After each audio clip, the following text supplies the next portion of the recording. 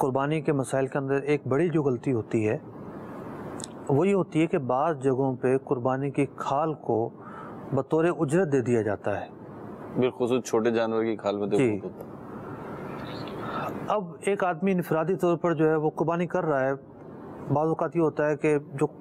کھال لینے والے ہوتے ہیں، مدرسہ ہے کوئی اہل سنت کا یا دعوت اسلامی ہی ہے، وہ نہیں پہنچ پا رہے جی۔ ایسی جگہ بھی ہوتی ہیں، اب وہ کھال رکھے گا تو خراب ہو جائے گی جی۔ اب وہ قصاب جو ہے وہ بھی مانگتا ہے کہ مجھے دے دو۔ یا اس کے علاوہ بھی آف سیزن میں بھی ایسا ہوتا ہے، مثال کے طور پر کسی نے عقیقہ کرنا ہے اور جانور ذبح کیا ہے تو ایسے میں تو ادارے والے بھی نہیں آتے، ٹھیک ہے، تو اب قصاب کی طرف سے یہی تقاضا ہوتا ہے کہ جناب میری اجرت بنتی ہے 1000 روپے، لیکن کھال میں لوں گا 800 روپے دے دینا مجھے، جی 200 روپے کھال کی لگا لوں۔ تو یہ کھال کو اجرت بنانا ہی ہے، ٹھیک ہے، تو کھال کو بطور اجرت دینا جائز نہیں ہے، کیونکہ قربانی کی جو کھال ہے قربانی کے گوشت کی طرح اس کو بھی کار خیر میں صرف کیا جائے گا۔ ٹھیک ہے، کرایہ یعنی کھال کو بطور کرایہ دینے کا مطلب یہ ہے کہ قربانی کے جانور سے ذاتی فائدہ اٹھانا،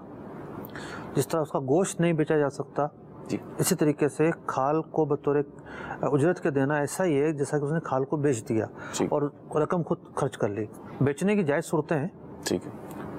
مطلب کہ وہ ایک جداگانہ بحث ہے۔ جی۔ اب یہاں یہ ہو سکتا ہے کہ ایسا موقع ہے کہ کھال کوئی ادارہ بھی لینے نہیں آئے گا، وہ ادارہ جن کو کھال دی جا سکتی ہے، تو اسے یہ کہے کہ میں آپ کو اجرت دوں گا 1000 روپے،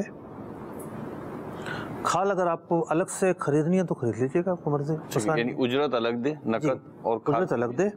کھال کا معاملہ جدا رکھے، ٹھیک، اور پھر کھال بیچنے میں یہ نیت نہ کرے کہ یہ پیسے میرے ہیں، اس نیت سے بیچے کہ اس پیسے کو جہاں اس کی جگہ ہے وہاں صرف کروں گا، ٹھیک، یہ اس لیے بیچ رہا ہوں ٹھیک، تاکہ جہاں اس کی جگہ ہے وہاں صرف کروں گا، اور اس کی جو جگہ ہے وہ ہے نیکی اور بر کا کام، ٹھیک، جہاں نیکی اور بر کے مواقع ہیں وہاں کھال صرف ہو سکتی ہے۔